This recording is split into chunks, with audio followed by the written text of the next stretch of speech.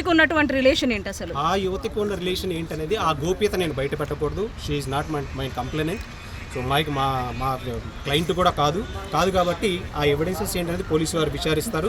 శేఖర్ భాష మాట్లాడిన ఆడియో మాత్రమే ఇప్పుడు వాటితో పాటు కొన్ని ఎవిడెన్సెస్ అంటే డ్రగ్స్ ఎక్కడ పర్చేసారు, ఏ ట్రావెల్స్ ద్వారా తెప్పించారు, ఏ వ్యక్తి తీసుకొని వచ్చాడు, ఎలా లావణ్య ఇంట్లో ప్లాన్ చేసి పెట్టబోయారు, తను ఎలా థ్రెట్ చేసి లైఫ్ లాంగ్ జైల్లో ఇరికించి బయటకు రాకుండా చేయాలని శేఖర్ భాష ఇన్వాల్వ్మెంట్ ఉంది లేదని నేను చెప్పలేనండి. ఇప్పుడున్న ఎవిడెన్సెస్ బేస్ చేసుకుని నేను మాట్లాడాను. సంబంధం ఏంటండి అసలు? శేఖర్ భాషకి మస్తాన్ సాయికి అసలు వీళ్ళిద్దరి మధ్య ఎటువంటి కన్వర్జేషన్ నడుస్తుంది? అసలు వీళ్ళిద్దరి మధ్య రిలేషన్ ఏంటి అసలు? శేఖర్ భాషకి మస్తాన్ సాయికి జరుగుతున్న కాన్వర్జేషన్ అయితే చాలా క్లియర్గా ఉంది.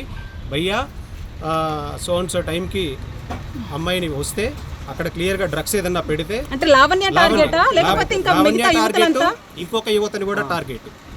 ఆ ఇద్దరు యువతల్ని టార్గెట్ చేసి 150 గ్రాములు డ్రగ్స్ క్రైమ్లో ఇరికించి లైఫ్ లాంగ్ వాళ్ళని బయటికి రానియకుండా చేయాలన్న ఉద్దేశంతో ఇప్పటికే ఆల్రెడీ కొన్ని తప్పుడు కేసులు పెట్టేసి ఉన్నారు.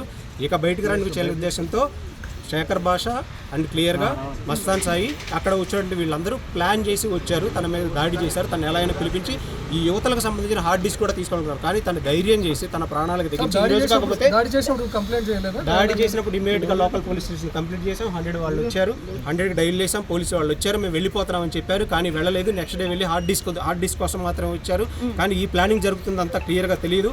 ఇప్పుడు ఒక అక్యూజ్డ్ పోలీసులు అరెస్ట్ చేసిన తర్వాత కూడా ఒక డివైస్ని అక్కడ ఇంటెన్షనల్గా వదిలేసి వచ్చింది ఫోను.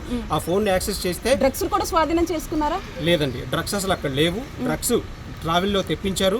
కానీ ఆ కాన్వర్జేషన్ శేఖర్ భాషకి ఈ డ్రగ్స్కి సంబంధించిన కాన్వర్జేషన్ అంతా కూడా ఈ 1 day బిఫోర్ ఈ నిందితుడు ఆల్రెడీ రికార్డ్ చేసి పెట్టుకున్నాడు. అందరి కాల్స్ రికార్డ్ చేస్తారు. ఇప్పుడు ఈవెన్ జర్నలిస్ట్ ఫోన్ చేసినా కానీ రికార్డ్ చేస్తాడు.